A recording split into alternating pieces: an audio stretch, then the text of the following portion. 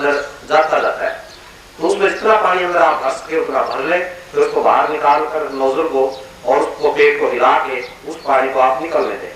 तो इस तरह से आप अपने घर में भी कर सकते हैं जहाँ पर प्रेशर से पानी नहीं है। और दूसरा सिस्टम यदि बनाना चाहें तो एक ड्रम पीपा लेकर उसके आगे टूटी लगा लें, उसको एक ऊंचाई पर रख लें, ऊंचाई पर रख के उसमें ऐसा रख लें 10-20 लीटर आप पानी आ जाए और उसके आगे लंबी पाइप लगाकर भी आप ये कर सकते हैं।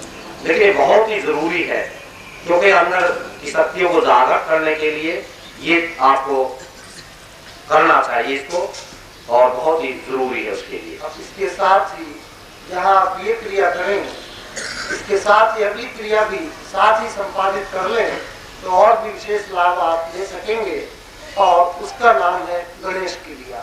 भाई पहल साहब उसके विषय में भी आपको बता रहे हैं।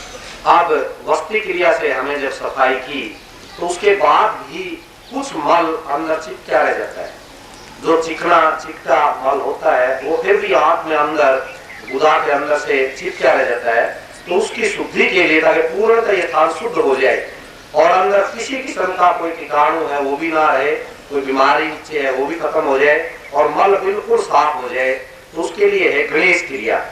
गणेश क्रिया में क्या करते हैं कि अरंडी का तेल लेते हैं, कैस्टर ऑयल जिसको बोलते हैं, अरंडी का तेल केमिस्ट के मिल जाता है, तो वो तेल लेकर इस हथेली के ऊपर थोड़ा सा रख लेते हैं। अब इस दाएं हाथ की या अंगूठे के साथ वाली 2 उंगलियां इसके नाखून कटे होने चाहिए, या आप इस पर रबर की फिंगर डाल लें, केमिस्ट की मिलती हैं वो डाल लें। इसके बाद पहले इस उंगली के साथ में आप तेल को लगाएं, कैस्टर ऑयल को, और गुदा के अंदर उंगली को डालें। गुदा के अंदर उंगली डालकर जहां तक भी ये जाए हल्का हल्का चारों तरफ मालिश करना है, हल्का हल्का घुमाना है।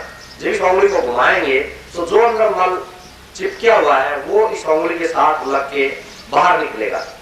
तो इस तरह से आप आधा मिनट या 1 मिनट तक अंदर हल्का हल्का उंगली को घुमाते रहें।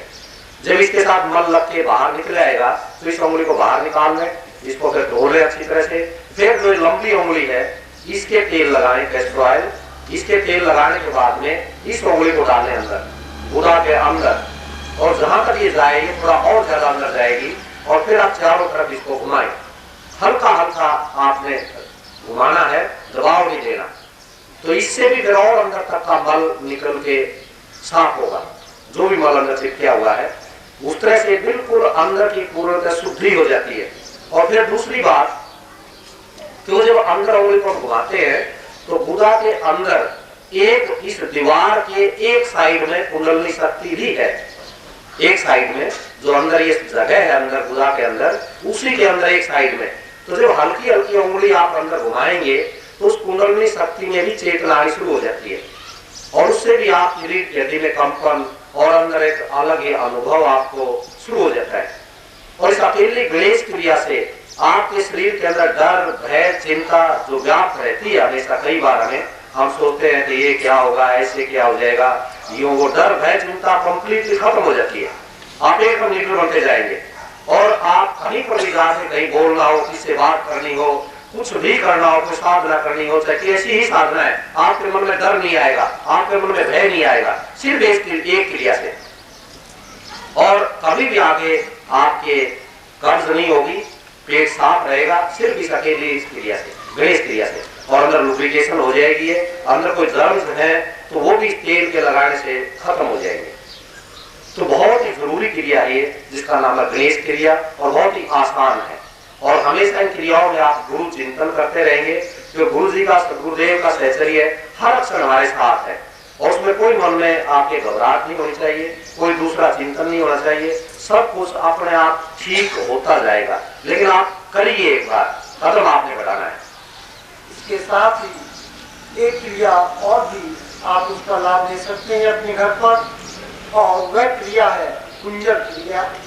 कुंजर क्रिया में ये है कि आप एक जग में थोड़ा सा हल्का गुनगुना पानी ले लें, उसमें हल्का नमक डाल लें, यदि नींबू है तो नींबू का रस छान करके उसमें डाल लें, नींबू के बीज आदि न हो, और फिर आप उसको एक दो गिलास, 2 गिलास, 3 गिलास, 4 गिलास, 5 गिलास, जितना आप पी सकें वो पूरे जग का पानी आप यदि अपने पीते चले जाते हैं तो वो सब आपके पेट में अंदर जब पानी पहुंचेगा तो पेट थोड़ा सा आपका जरूर सख्त होगा, लेकिन थोड़ा सा टहलने के बाद या आप लेट करके आप चित लेट जाएं, दाएं बाएं करवट ले लें और कुछ 1-2 जैसे आपके आसन हैं उन आसन को आप कर लें, लेटने वाले और बैठने वाले। तो उसके बाद फिर आप खड़े हो जाएं और इस स्थिति में जब वो अंदर जो आपने पानी लिया है, एक तो नींबू के असर की वजह से और दूसरा नमक होने से, ये अपने आप में केमिकल जो इम्पैक्ट अंदर बनता है वह सब शुद्धि जो आपकी विकार है उनको एकदम से वहां से छुड़ाता है। जो पित्त की मात्रा बढ़ी हुई है अंदर, तब जो है वो वहां से जगह छोड़ता है और फिर आप उसको, ये जो आपका तालू है अंदर गले का प्रदेश, यहाँ पर आप उंगली ले जाएं अंदर और उसको जब आप टच करेंगे, उंगली वहाँ छुएगी तो वोमिटिंग सेंसेशन पैदा होगा।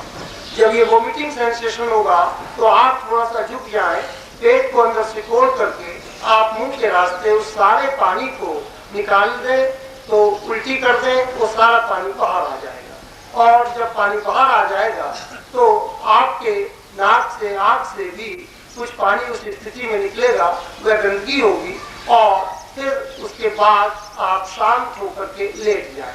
यह क्रिया आप एक बार में 2 राउंड भी कर सकते हैं और जब आप बिल्कुल अपने को निर्मल, शांत, पेट को बिल्कुल हल्का महसूस करें तब थोड़ा सा शवासन में लेट जाएं और उसके बाद आप इसका लाभ जो है पूर्ण रूप से जो पेट से संबंधित है, जो हमारे चिंताओं से संबंधित है, जो वात पित्त कफ से संबंधित है, उन विकारों से आप मुक्त हो जाते हैं। तो ये क्रिया भी आपके लिए बहुत ही महत्वपूर्ण है, आप कर सकते हैं।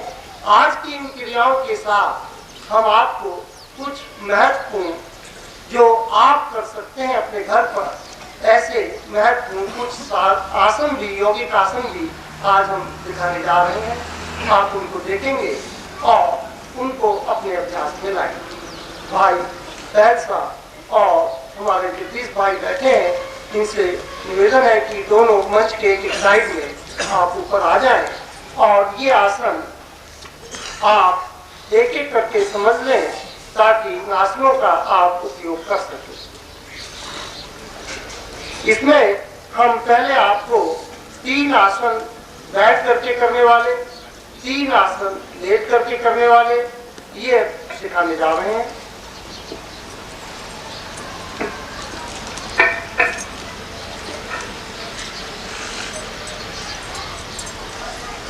जो साधना में हमें उपयोगी आसन है, साधक के रूप में मंत्र जाप के लिए, ध्यान के लिए, उसमें आपने पद्मासन का नाम पढ़ा भी है, सुना भी है और अभ्यास में भी लाने का प्रयास किया है।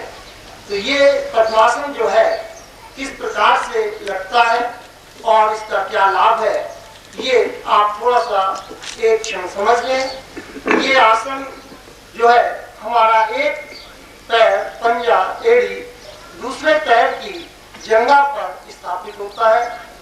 देखिए सामने भाई पैर साहब और हमारे दूसरे भाई डिमॉन्स्ट्रेट कर रहे हैं। ये स्थिति हुई अर्ध पद्मासन की। प्रारंभ में हम इसका अभ्यास करें और जब हमारा पैर दुखना बंद हो जाए, अभ्यस्त हो जाए, तो फिर पूर्ण पद्मासन यानी दूसरा पंजा और एड़ी दूसरी जंघा पर हम स्थापित कर लें और जितना हमारी कमर की ओर हमारा पंजा, उंगलियां जा सके उतना ले जाएं। एड़ी हमारी जो कोख है उसका चिपटी हुई हो, एड़ियां हमारी बिल्कुल जो है जमीन से लगी हुई हो और मेरुदंड सीधा हो, इस प्रकार से आप बैठेंगे। तो ये जो स्थिति है ये पूर्ण पद्मासन की है।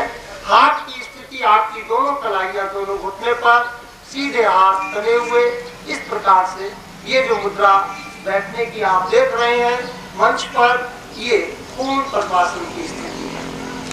साधक के लिए कुंडली जागरण यानी हमारे मन की वृत्तियों को एकाग्र करने के लिए यह आसन आपने योगियों को इस आसन में बैठे देखा, तो वो इसीलिए इसका अभ्यास करते हैं कि ये स्वतः कुंडली चैतन्य करने का आसन है।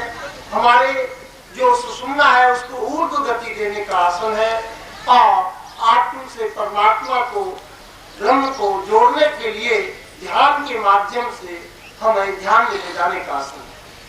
इसके साथ ही हमारे शारीरिक विकार भी इससे नष्ट होते हैं।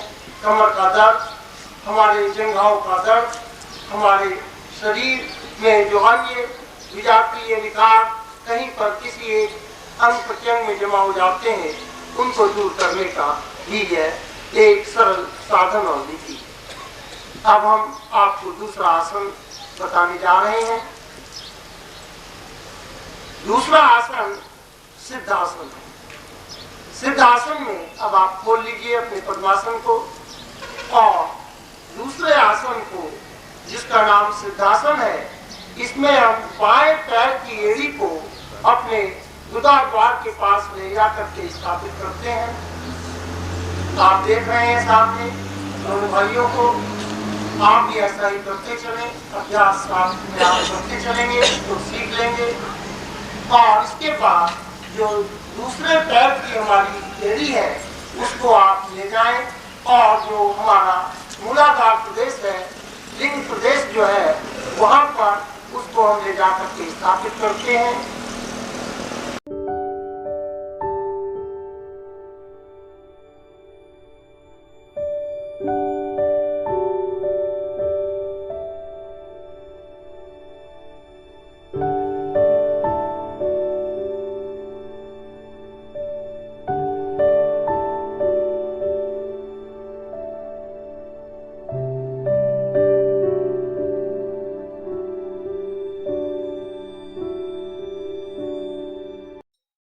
ओम परम तत्वाय नारायणाय गुरुभ्यो नमः।